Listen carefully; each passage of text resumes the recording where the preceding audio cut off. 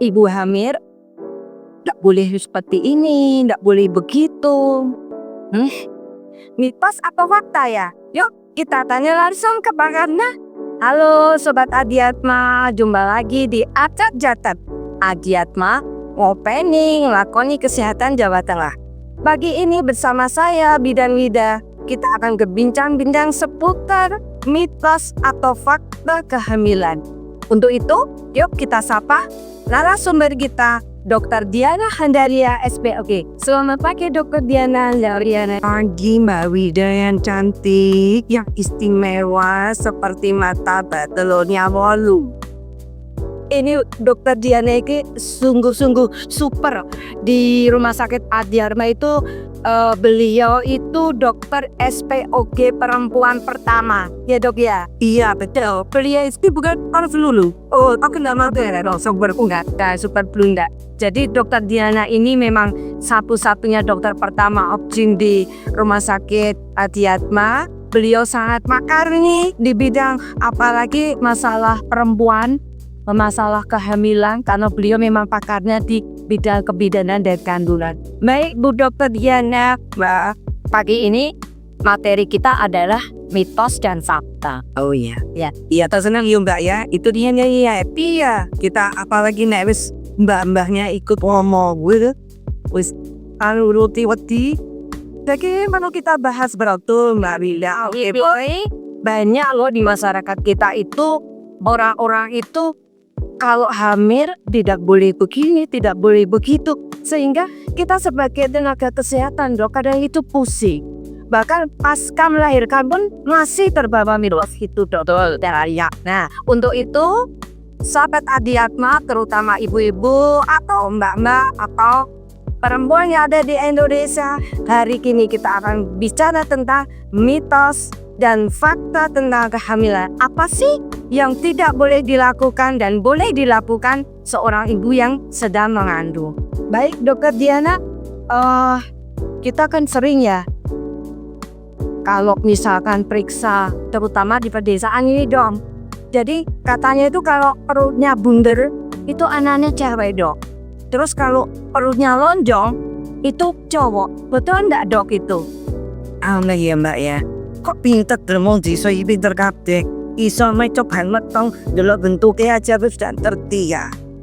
Sebelumnya pemirsa saya minta maaf mungkin kalau ada bahasa saya ada mambu-mambu bahasa Surabaya karena saya orang Surabaya.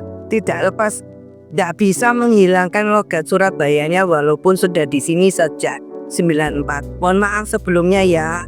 Oke, betul Mbak Wida. Saya sering banget kalau ada periksa, padahal ini sudah di kota besar ya Mbak, datang periksa gitu. Dok, kata mbah saya toh, ini laki-laki. Lah kok ngerti? Mbahnya punya USG kali dok? Enggak, dia gak punya USG Mbak, tapi pancaran matanya itu memancar seperti radioaktif.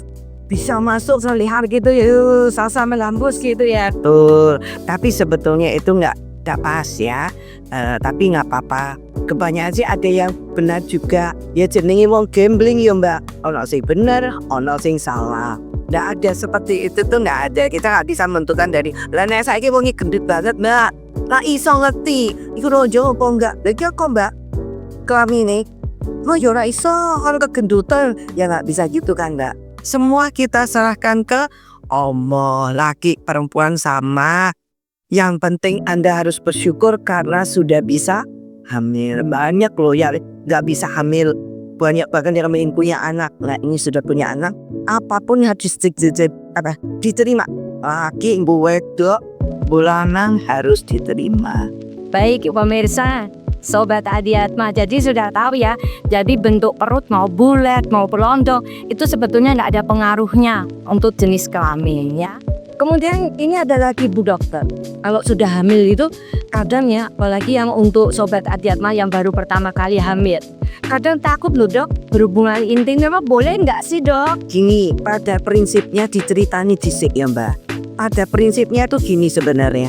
Kenapa sih kok berkontraksi? Perut itu loh, karena hamil muda berkontraksi mergopok kegiatannya dia, aktivitasnya dia, termasuk beraktivitas dalam berhubungan ada. Karena nyon sewu ya mbak, setiap laki-laki itu yang saya pemirsa ini nggak perlu ini pelajaran kebidanan. Kita memang bersosialisasi keliru berhubungan dengan alat kelamin. Jadi setiap suami itu kadang-kadang Mbak Wida berhubungan iki onok sing ngerti lembut, onok sing gak ngerti lembut. Pengen iki brut-brut wae kayak biasa nih. Lupa kalau istrinya tuh hamil. Sedangkan sperma suami itu bisa bikin kontraksi perut istri. Jadi sebaiknya kalau berhubungan spermanya dikeluarin atau enggak dok? Ya terbaik sih memang dikeluarin, tapi mau lanang toh Mbak tahu sendiri. Apa kisah dia bute tok kurang gimana gitu ya. Jadi prinsipnya gini, kalau ibunya merasa nyaman, merasa oke, tidak pernah ada peluang apapun, monggo boleh saja tapi pelan-pelan deh. Saya harus Sobat Adiatma, kalau berhubungan intim harus terutama suaminya harus dengan memperlakukan kelihatan lembut, sis. Tidak boleh gerudak. Nah, kita ya boleh gerudak ketika ima. Ya itu baik. Sobat Adiatma, prinsipnya dari mitos tersebut adalah yang boleh sedang ya. Harus diperhatikan, terutama ini suami ibu-ibu yang sedang hamil ya, diperhatikan harus memperlakukan istrinya dengan lembut, Mbak. Nek iso sabar ya, nek iso gak usah disik. Sebelum 50 pusing udah makan kayaknya Pak. Oh gitu, oh ya. Ya jadi pemirsa diusahakan untuk berhubungan intim masih boleh, tetapi harus lebih hati-hati. Baik, kita lagi. Ini masih Kita banyak banget sih ngerti kan. oh nah ini saya itu sendiri juga ya Sering nemu yuk. sering dicurhati.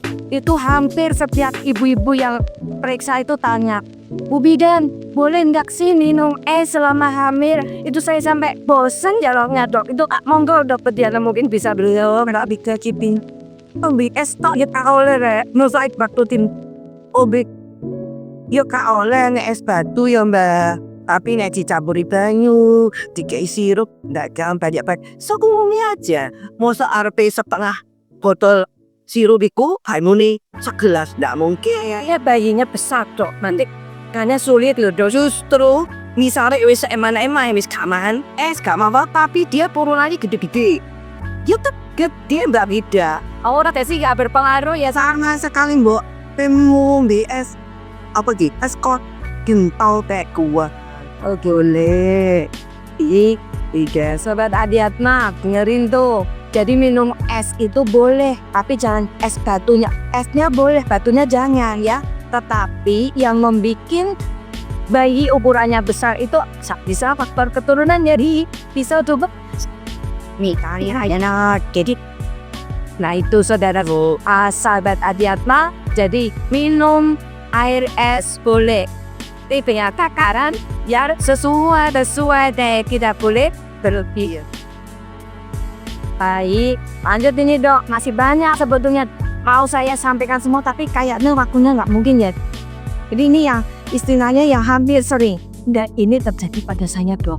Dulu masih ingat dok, waktu saya hamil anak kedua, saya dimarahi dokter Diana, saya masih ingat. Nggak boleh makan nanas sama durian.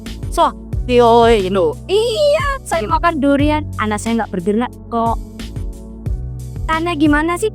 Gini Mbak, kalau durian sama nanas, apalagi nanas, itu kan kita makan aja kan kerasa asem, ya. Tapi kalau durian, kembali lagi semua itu adalah jangan berlebih. Lek cuman sapung ge, mahani saulan sepisan ya ora apa-apa Mbak, jane kepengin piye ya, tapi jangan berlebihan. Semua itu serba jangan berlebihan. Tadi kan saya perhatiin deh aku ya. Kau cakap baik. Lalu itu kan kita sama-sama, mungkin karena dokter Jana nggak diajak waktu itu pesta durian itu.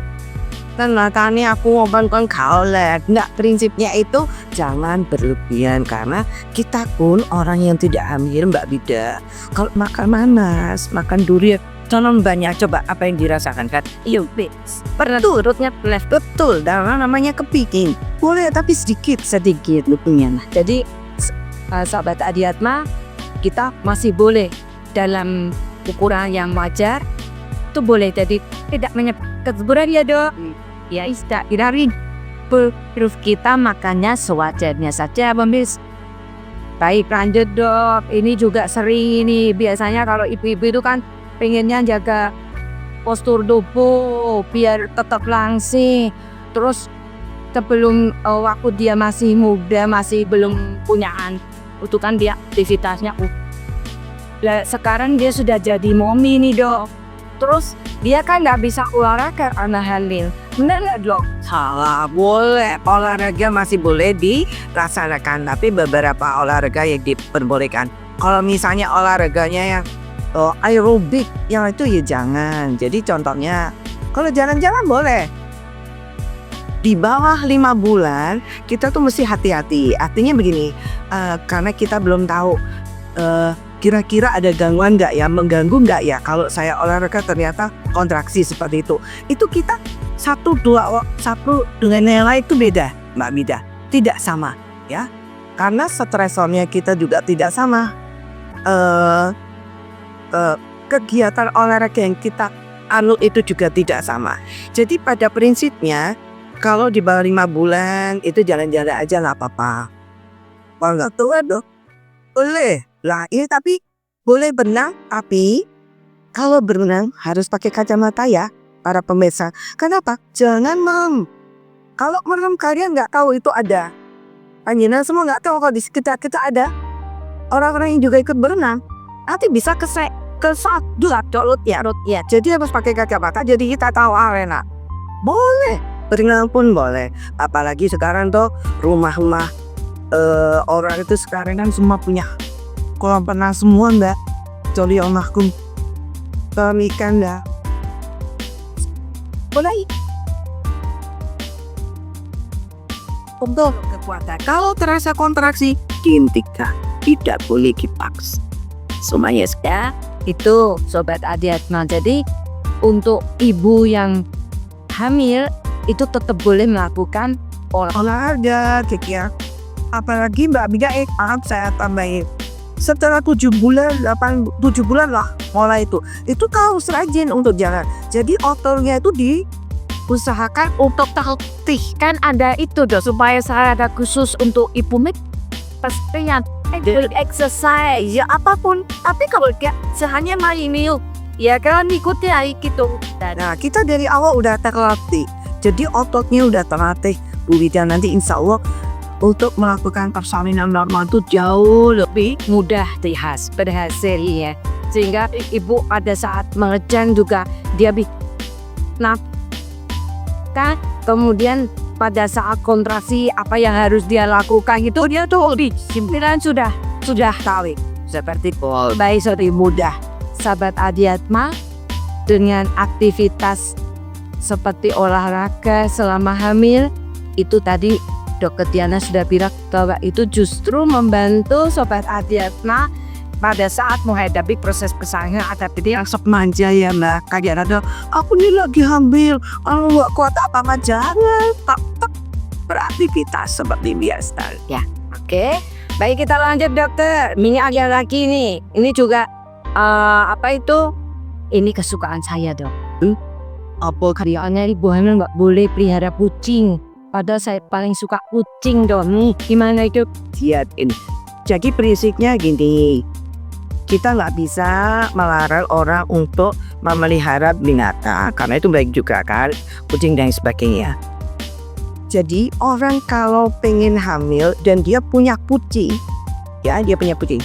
harusnya sebelum dia hamil lakukan pemeriksaan sedetail mungkin seperti toxoplasma, sitomegalo, herpes dan sebagainya. Itu screening dulu ya betul sistem ini dulu.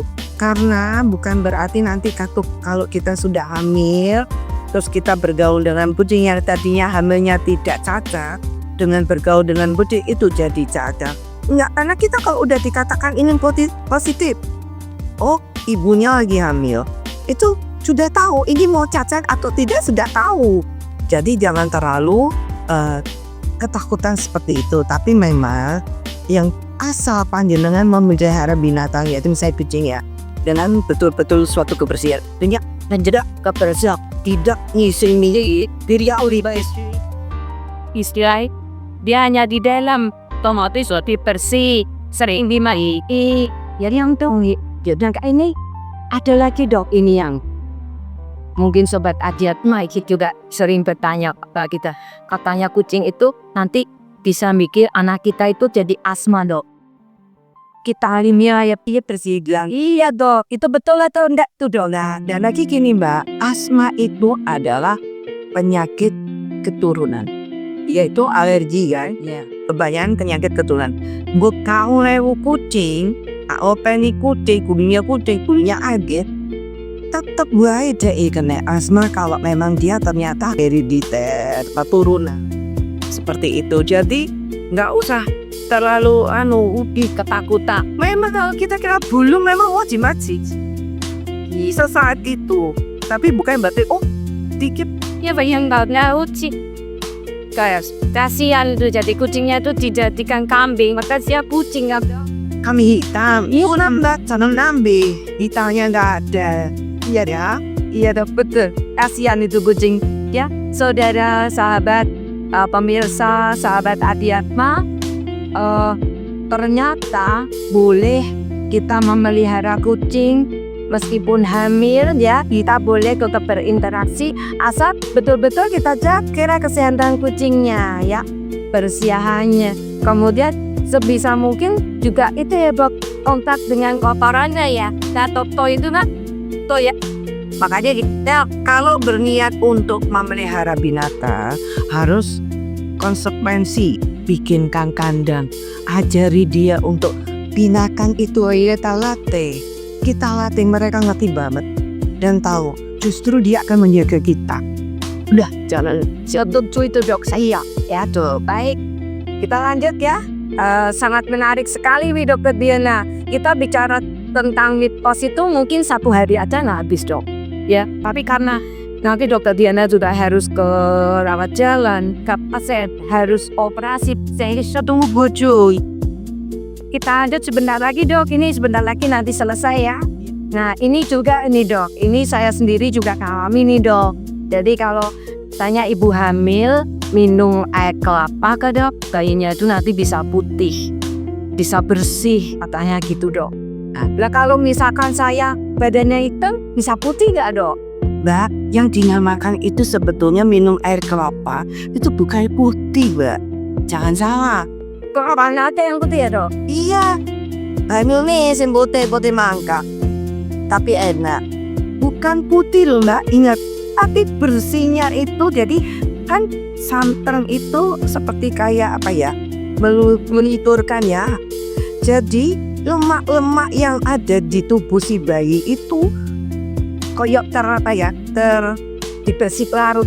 Jadi putih ya enggak. Lepas ibunya misalnya berkulit hitam, bapaknya berkulit hitam, dan anaknya putih langsung tukaran mbak Wija itu suami istri. Berikan iso kuret. Tokoh kanan, kok mesti ngelewengko malah jadi geger. Jadi yang dimaksud itu bukan putih ya, bukan jadi putih, bersih sih. Jadi tampak bersih. Biasanya kan bayi lahir itu kan kayak ada lemak-lemaknya. Ya tuh lemak-lemaknya putih-putih itu. Nah itu tuh jadi besi, jadi bukan menjadi putih. Diingat-ingat sekali lagi, bukan menjadi putih ya. Oke. Baik, jadi pemirsa, untuk kita biasanya kalau sudah di atas 7 bulan ya dok, memang banyak itu yang ngasih informasi ke kita, dibanyakin minum air kelapa tuh ya pemirsa. Jadi bukan membuat kulit warnanya putih, tetapi bayinya bersih. Jadi pada saat lahir itu nanti namanya itu vernicaciosa ya dok, lemak yang menempel di tubuh bayi itu kan luntur sehingga pada saat lahir itu nggak kotor. Kesannya kan kalau lemak itu campur pada saat proses persalinan kan campur darah ya dok, jadi warnanya kan darah. Nah itu kan sumber penyakit dari darah itu kan kesukaan bakteri ya. Jadi ini bisa dikatakan mitos, bisa dikatakan fakta. Mitos membuat tubuh bayi jadi putih, salah. Tetapi membuat tubuh bayi bersih, betul. Jadi pemirsa, banyak-banyakin minum air kelapa pada saat hamil ya. Seperti itu. Baik dokter, ini banyak sekali waktunya dokter Diana harus periksa musuh ya. Iya, kalau isi terus muncul. Iya. Jadi jangan khawatir ya Mbak, kali ini kontinuitas ya. Iya, kali ada kalau sering banget ya Pak ya, yang berbincang di momen yang lain, di tubuh topik yang lain, narasumber yang lain, ya kan. Ada satu yang perlu saya sampaikan pada sahabat Adiatma ini dokter. Jadi mitos atau istilahnya kalau sering kita bahas itu pantangan tradisional ya, itu sebetulnya kalau bicara mitos sama fakta, pada umumnya mitos kadang diyakini, fakta kebetulan pada saat itu dianggap kebenarannya dong. Contohnya banget jadi ya. Nah, jadi intinya mitos itu bertujuan baik untuk ibu hamil. Jadi selama proses kehamilannya dia lebih hati-hati dong. Hati-hati bisa menjaga kesehatan inangnya ya, pengayapan dia. Masih betul. Meskipun banyak yang tidak terbukti secara ilmiah ya, seperti larangan menjahit itu kadang kalau di desa nggak boleh dok. Terus gitu mancing. Bu harinya itu beli saya tahu itu gue. Ini dok yang paling mengkhawatirkan itu kadang ibu-ibu itu kalau yang di desa masih dok itu. Jadi kemana-mana mbak senjata saja nggak bagus. Putih itu kok petugas itu nggak bisa mulu mbak di kota besar. Aku meriksa pasien, buat apa ibu kun? Ya itulah dok, gunting senjata, gunting yang katanya yang gak di. Ani demi tegur ya. Jadi saudara-saudara, mari kita lebih bijak dalam menyikapi mitos dan fakta yang ada di masyarakat. Beberapa pantangan memang memiliki makna logis, seperti menghindari aktivitas berat ya. Tapi aktivitas berat itu makanya olahraga masih boleh, tetapi sesuai dengan kekuatan kita. Kemudian menghindari stres, makan makanan yang bergizi, menghindari rokok, sehingga bisa mencegah kesulitan pada saat kehamilannya. Begitu, mungkin nggak ada pertanyaan ya ini Mas Pri. Baik, Sobat Adiatma, kita bertemu di lain waktu dengan tema yang lebih menarik, tentunya dengan pakar-pakar yang sangat istimewa. Saya akhiri, wabillahi taufiq wal hidayah. Assalamualaikum warahmatullahi wabarakatuh. Salam.